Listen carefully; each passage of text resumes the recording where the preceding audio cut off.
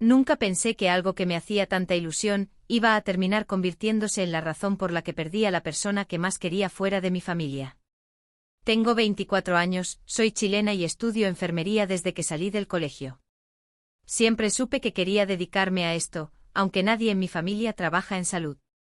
Me ha costado harto llegar hasta donde estoy, entre estudiar, hacer trabajos, turnos eternos y a veces sentir que no me la puedo con todo. Pero si algo siempre tuve claro es que no estaba sola, porque tenía a mi mejor amiga. La conozco desde el colegio. Literalmente crecimos juntas. Pasamos por pololeos tóxicos, crisis familiares, peleas con amigas, todo. Ella dormía en mi casa más que en la suya, y yo en la de ella igual. Siempre dije que era como mi hermana, y no lo decía por decir. Yo confiaba en ella con cosas que ni siquiera le contaba a mi mamá. Secretos, inseguridades, miedos absurdos.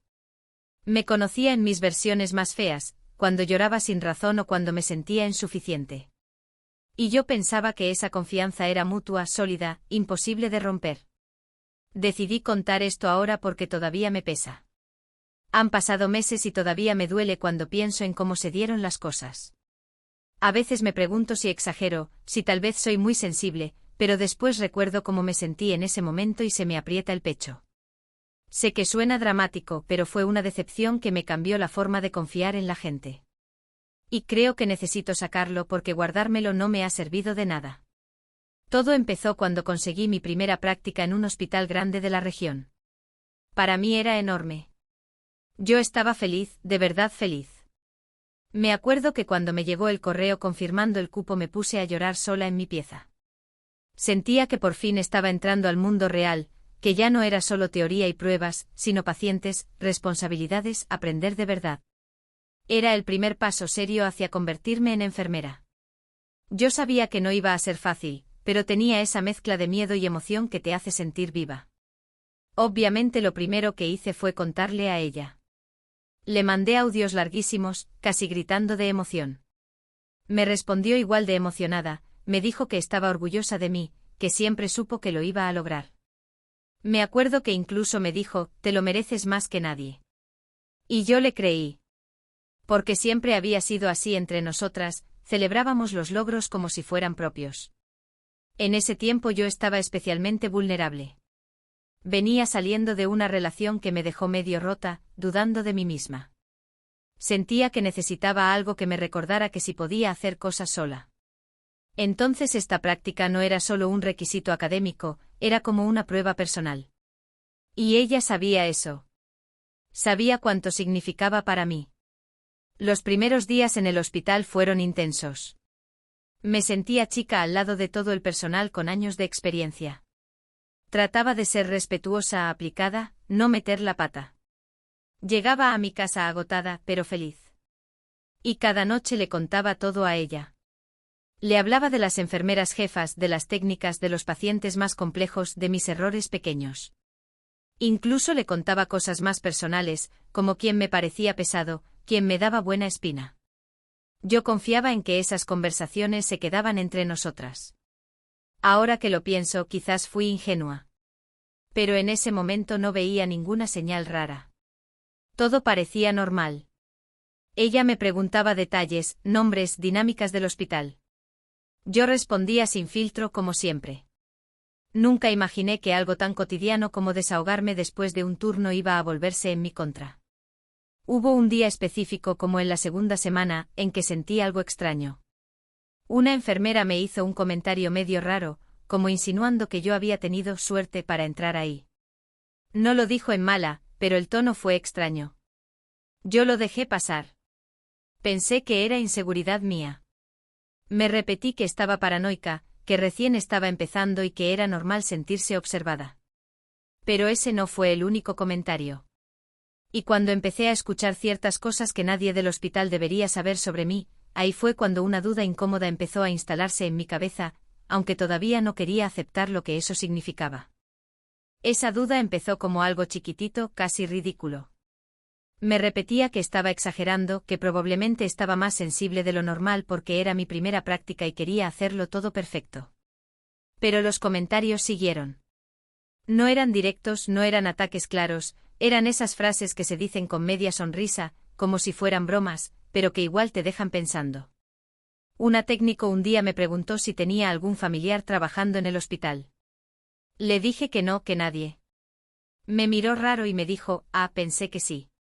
Me reí incómoda, como si no entendiera la insinuación, aunque por dentro algo se me apretó. No le di más vueltas en ese momento, pero cuando llegué a mi casa me quedé pensando. ¿Por qué asumirían eso? Esa noche le conté a mi mejor amiga. Le dije que sentía un ambiente medio extraño, como si hubiera algo que yo no sabía. Ella me respondió que seguramente era envidia, que siempre pasa cuando alguien nuevo llega con buenas notas o buen desempeño. Me dijo que no me hiciera la cabeza, que me concentrara en aprender. Y yo quise creerle. Siempre me calmaba cuando empezaba a sobrepensar. Pero al mismo tiempo, algo en su tono me pareció distinto. No sé cómo explicarlo. Era como si estuviera demasiado interesada en saber exactamente qué me habían dicho, quién lo había dicho, en qué turno. Me hacía preguntas muy específicas. Yo respondía igual, porque no tenía nada que ocultar. A veces incluso le mandaba capturas de pantalla de conversaciones del grupo de práctica, riéndome de cosas internas. Nunca pensé que eso pudiera tener consecuencias. Con el paso de los días empecé a notar que ciertas personas me trataban con una distancia rara. No todos, pero sí algunos. Como si ya tuvieran una opinión formada sobre mí. Y lo más incómodo era que no entendía de dónde salía.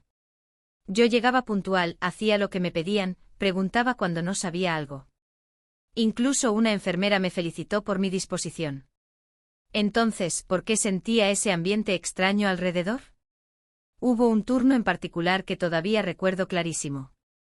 Estaba en la estación anotando unos registros cuando escuché mi nombre en voz baja.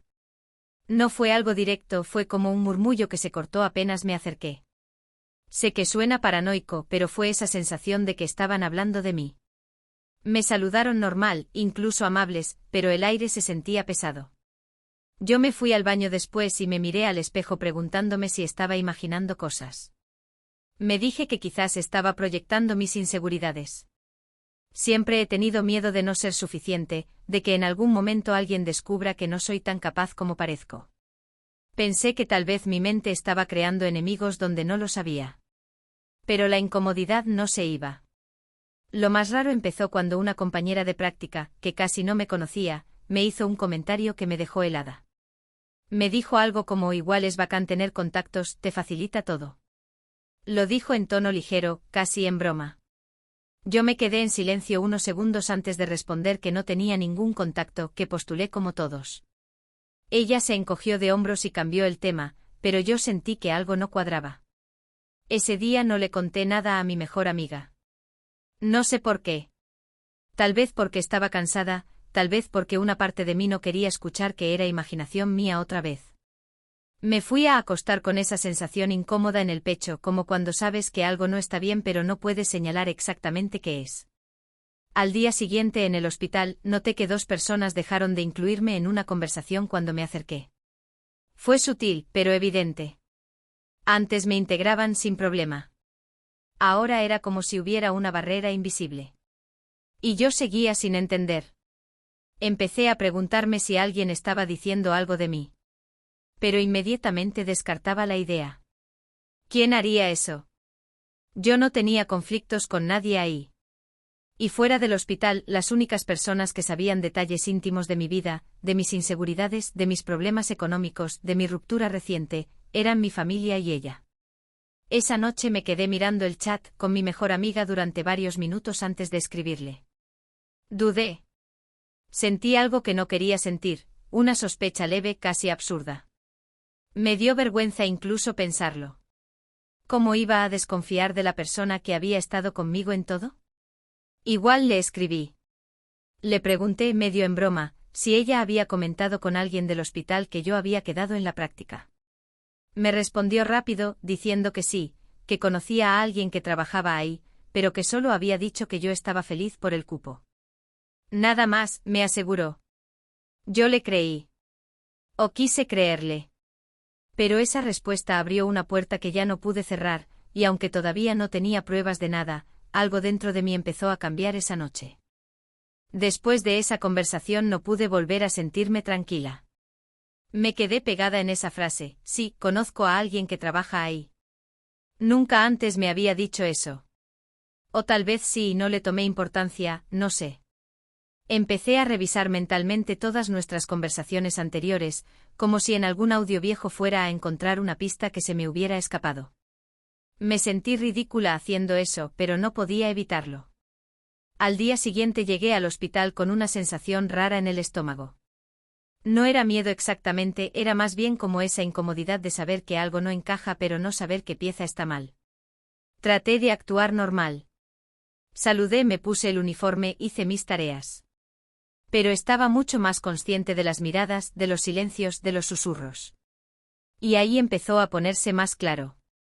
Una enfermera con la que casi no tenía confianza me dijo algo que me dejó helada: igual es complicado cuando la gente piensa que uno entra por pituto, pero tú demuestra con trabajo. Lo dijo como consejo, como si me estuviera haciendo un favor. Yo me quedé mirándola sin saber qué responder. Sentí que la cara se me puso roja al tiro. Solo atiné a decir que no había entrado por ningún contacto. Ella levantó las cejas, como si no estuviera muy convencida, y cambió el tema. Esa palabra se me quedó dando vueltas todo el turno: pituto. En Chile esa palabra pesa. Implica que no te ganaste algo por mérito, que alguien movió hilos por ti. Y yo sabía lo que me había costado llegar ahí.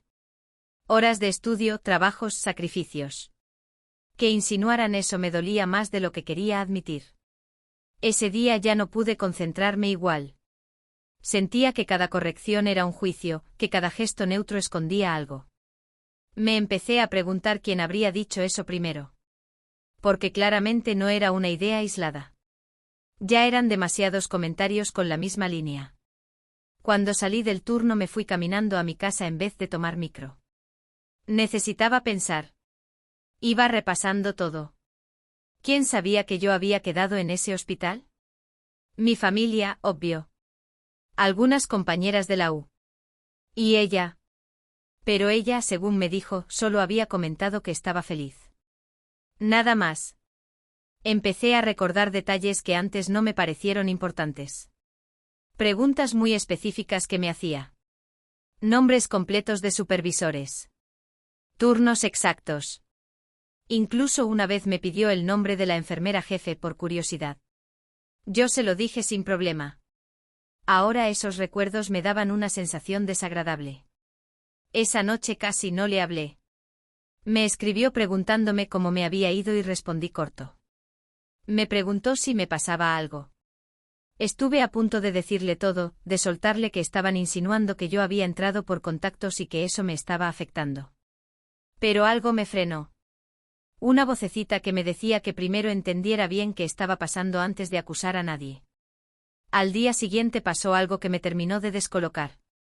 Una compañera de práctica se me acercó en el casino y, con tono medio cómplice, me dijo que tuviera cuidado con andar contando cosas personales, porque después la gente habla. Sentí un golpe en el pecho. Le pregunté a qué se refería. Me dijo que se comentaba que yo había tenido problemas económicos y que por eso necesitaba ese cupo más que otros. Eso era algo que solo había hablado en confianza con mi mejor amiga.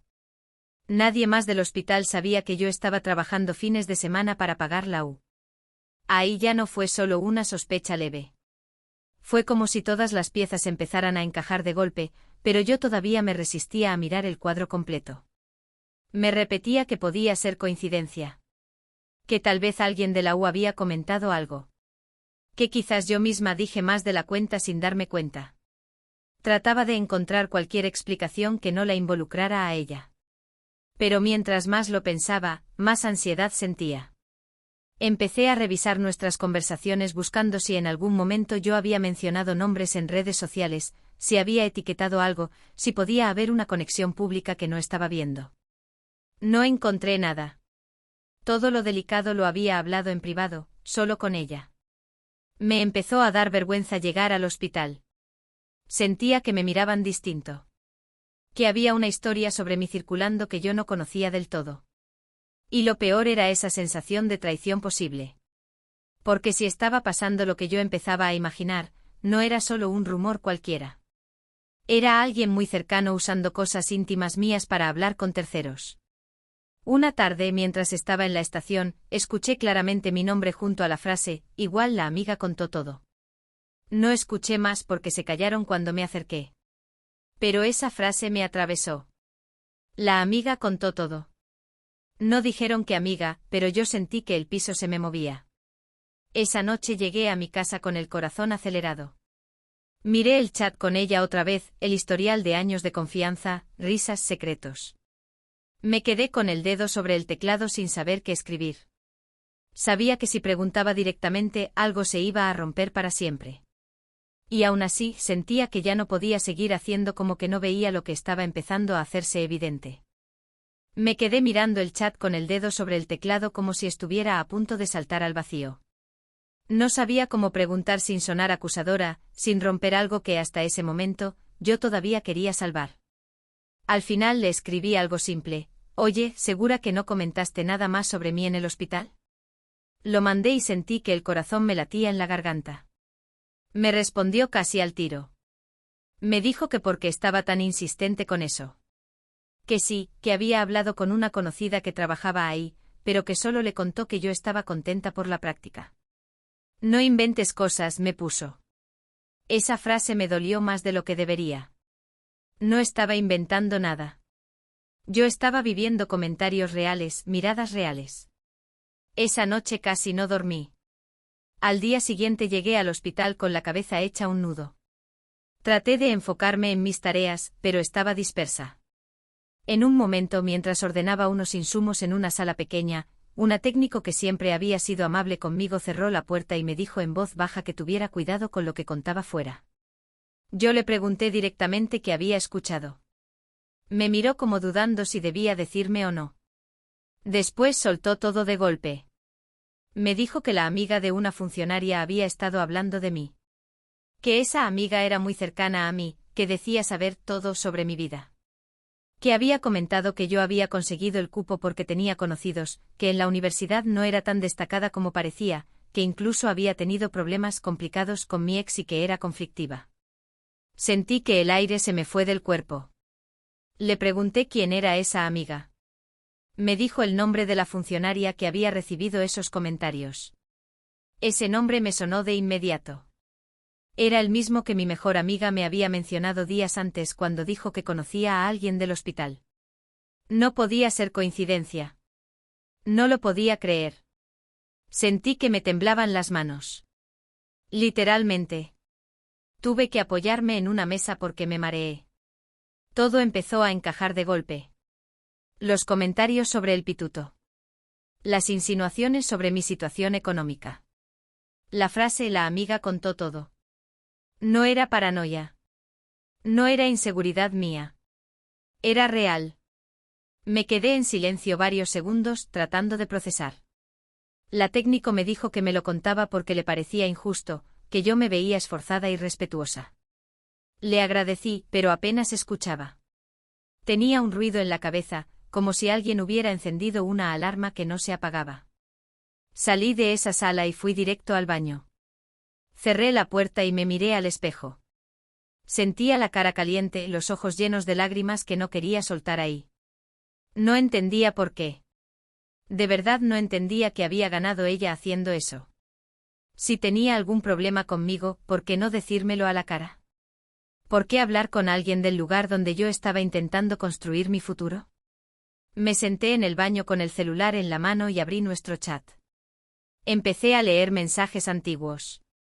Risas, fotos, planes, promesas de que siempre íbamos a estar la una para la otra. Me dio una mezcla de rabia y tristeza tan fuerte que me dolió el pecho. Yo le había contado cosas íntimas, vulnerables, pensando que estaban seguras con ella.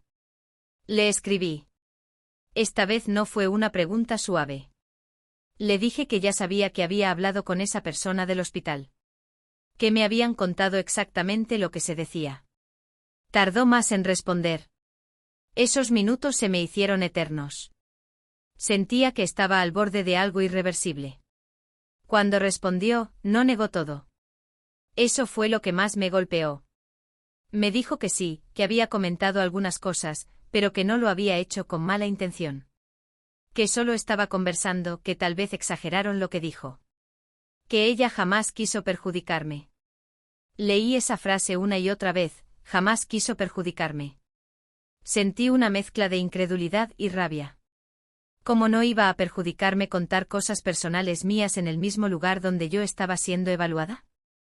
¿Cómo no iba a afectar que insinuara que yo no había llegado ahí por mérito? Me daban ganas de gritarle, pero al mismo tiempo una parte de mí todavía quería entenderla. Le pregunté por qué dijo que yo había entrado por contactos. Me respondió que no lo dijo así, que solo comentó que conocía a alguien en el hospital y que eso quizás ayudaba. Eso para mí era exactamente lo mismo. Me temblaba todo el cuerpo leyendo sus mensajes. En ese momento sentí que algo se rompía definitivamente dentro de mí. No era solo el rumor. Era la traición. Era darme cuenta de que la persona que más me conocía había usado mi propia historia como tema de conversación sin medir las consecuencias. Y mientras la leía justificarlo, supe que la conversación que venía iba a cambiarlo todo. Después de leer sus mensajes justificándose sentí que algo dentro de mí explotó. No fue una explosión elegante ni calmada, fue fea, desordenada. Le empecé a escribir sin pensar demasiado. Le dije que cómo podía minimizar algo así, que no era conversar, que estaba hablando de mi vida, de mi esfuerzo, en el mismo lugar donde me estaban evaluando. Me escuché a mí misma tecleando con rabia, casi sin respirar. Ella me respondió que estaba exagerando, que nadie me iba a quitar la práctica por un comentario, que yo siempre había sido muy intensa. Esa palabra me atravesó. Intensa. Como si mi dolor fuera un defecto mío y no una consecuencia de lo que hizo. Sentí que me ardían los ojos y que las manos me sudaban. No podía creer que encima me hiciera sentir culpable por estar herida. Le mandé un audio. Ni siquiera lo pensé. Empecé a hablar y mi voz salía temblando. Le dije que me había dejado en ridículo, que estaban cuestionando mi mérito, que estaban repitiendo cosas íntimas mías como si fueran chisme de pasillo. Le pregunté si alguna vez pensó en cómo eso me podía afectar. Hubo un silencio largo después de que lo escuchó. Cuando respondió, su tono cambió. Me dijo que tal vez se le había ido de las manos, que no pensó que la otra persona lo iba a repetir así. Que solo estaba orgullosa de mí y quiso inflar un poco la historia. Inflar. Esa palabra me dio una mezcla de náusea y rabia. Inflar significaba inventar, exagerar, alterar la verdad. Y todo eso usando mi nombre. No podía respirar bien. Sentía el pecho apretado. Me apoyé en la pared de mi pieza y me dejé caer al suelo. Empecé a llorar en silencio primero, después ya sin control. No sé cuánto rato estuve así. Solo sabía que algo se había quebrado de una forma que no tenía vuelta atrás. En medio del llanto le escribí algo que jamás pensé decirle, que ya no confiaba en ella. Que me había fallado donde más me dolía. Apenas envié ese mensaje sentí un vacío horrible, como si estuviera arrancando algo de raíz. Porque no era cualquier persona. Era mi amiga de años. Era la que sabía todo de mí. Ella me llamó. Miré la pantalla y dudé unos segundos, pero contesté. Apenas dije, hola, me puse a llorar de nuevo. Me preguntó por qué estaba reaccionando así, que solo fueron comentarios, que la gente siempre habla. Me escuché gritándole que no era la gente, que era ella. Que no eran desconocidos, que era mi propia amiga contando cosas que yo le confié. Hubo un momento en que me quedé en silencio, agotada. Ella también. Y en ese silencio entendí algo que me dolió todavía más, no estaba entendiendo la gravedad de lo que hizo. Para ella era un error pequeño, una conversación que se salió de control. Para mí era traición. Le dije que necesitaba espacio. Que no podía seguir hablando como si nada. Me respondió que no dramatizara, que no tirara años de amistad por algo así. Esa frase me terminó de romper. Porque no era algo así. Era mi reputación, mi esfuerzo, mi nombre en un lugar donde recién estaba empezando. Corté la llamada sin despedirme. Nunca había hecho eso. Me quedé mirando el celular con una mezcla de culpa y alivio. No sé si fue lo correcto, pero fue lo único que pude hacer en ese momento. Sentía que si seguía escuchándola iba a terminar dudando de mí misma otra vez. Esa noche casi no dormí. Me despertaba con el corazón acelerado pensando en el hospital, en los comentarios, en su voz minimizando todo. Me preguntaba si había sido demasiado dura, si tal vez sí estaba exagerando. Pero después recordaba las frases que habían dicho allá, la palabra pituto, las miradas distintas, y volvía a sentir la misma rabia. Al día siguiente fui al hospital con los ojos hinchados. Traté de mantener la cabeza en alto, pero por dentro estaba hecha pedazos. Sabía que el conflicto con ella no era algo que se iba a resolver con un perdón rápido. Y mientras intentaba concentrarme en mis tareas, empecé a notar que las consecuencias de lo que ella había hecho no se iban a quedar solo en una discusión entre nosotras. Los días después de esa llamada fueron rarísimos. No sabía qué hacer con todo lo que estaba sintiendo. Me levantaba temprano para ir al hospital, me ponía el uniforme casi en automático y salía de la casa con esa sensación de estar funcionando por pura inercia. Por dentro estaba agotada, pero por fuera intentaba verme normal. En el hospital el ambiente no mejoró de un día para otro. Algunas personas seguían tratándome igual, y eso lo agradecía en silencio. Pero otras mantenían esa distancia incómoda. Ya no eran comentarios tan directos, era más bien una actitud distinta. Menos paciencia cuando me equivocaba. Más miradas evaluándome. Yo hacía mi trabajo lo mejor que podía, pero sentía que estaba rindiendo examen todo el tiempo, no solo por ser estudiante sino por lo que se decía de mí. Hubo un turno en el que cometí un error pequeño, algo que en otro contexto habría sido una simple corrección. Pero esa vez sentí que la reacción fue más dura. Me dijeron que debía demostrar que estaba ahí por capacidad y no por otras cosas. Esa frase me dejó paralizada unos segundos. No respondí. Bajé la cabeza y seguí. No quería darles más motivos para hablar. En mi casa el ambiente también cambió. Mi mamá me preguntó un par de veces por qué me veía tan callada. Yo le dije que estaba cansada, que la práctica era exigente. No tuve fuerzas para contarle todo. Me daba vergüenza admitir que estaban cuestionando mi mérito. Me daba rabia que algo que no hice estuviera afectando mi seguridad. Con mi mejor amiga el silencio fue brutal. Después de esa llamada no volvimos a hablar. Me escribió un mensaje corto diciendo que esperaba que se me pasara el enojo. No respondí. Miraba su nombre en el celular y sentía una mezcla de nostalgia y resentimiento. Quería escribirle, quería preguntarle si de verdad entendía lo que había hecho, pero al mismo tiempo sentía que cualquier conversación iba a terminar en lo mismo, ella minimizando y yo sintiéndome exagerada. Pasaron días sin que pudiera dormir bien. Me despertaba pensando en qué más habría dicho. Si habría contado más cosas personales. Si en el hospital seguían comentando. Empecé a controlar más lo que decía, incluso con mis compañeras de práctica. Me volví más cerrada. Ya no compartía detalles de mi vida. Sentía que cualquier palabra podía volverse en mi contra. Un día, después de un turno especialmente pesado, me senté sola en el camarín y me puse a llorar en silencio. No era solo por los rumores. Era por la sensación de haber perdido algo que yo daba por seguro. Yo siempre había pensado que nuestra amistad era incondicional. Que pase lo que pase, entre nosotras había lealtad. Y ahora esa idea estaba hecha pedazos. También empecé a notar algo más incómodo, estaba dudando de mí misma todo el tiempo. Si alguien me hacía una observación, yo la tomaba como confirmación de que tal vez no era tan buena. Me esforzaba el doble, llegaba antes, me iba después, quería demostrarle al mundo que sí merecía estar ahí. Pero en el fondo sabía que no debería tener que probar algo que ya había ganado con esfuerzo. Nadie me llamó para preguntarme directamente por los rumores. Nadie me enfrentó. Y ese silencio fue peor que cualquier grito. Era como vivir bajo una nube de sospecha que nunca se aclaraba del todo. Yo seguía cumpliendo, seguía aprendiendo, pero ya no disfrutaba igual la práctica. Se había convertido en un lugar donde tenía que defender mi nombre en silencio.